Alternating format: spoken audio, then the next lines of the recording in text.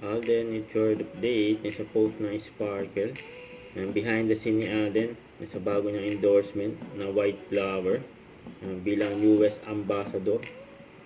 And congrats kay Alden. Ang gwapo pa nga na ambassador ng White Flower. When I was younger, I had motion sickness, and this really helped me. Ang husay na distraction nito with the sense of smell.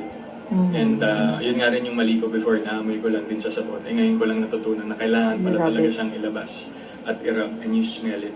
That's how the effect will work on it.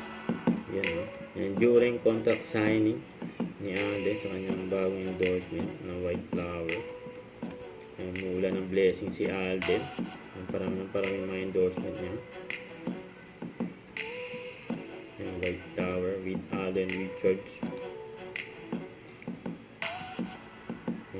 Masaya sila. Nandiyan sa IG story ni Alden. Nasa video inaanak ni Alden na sabi, "Pacheke ka naman Ninong." Sabi ni Baby Rafael. Cute. Don't forget to subscribe, click the notification bell for more updates. This is Victor Reaction Vlog. Stay tuned for more videos. See ya.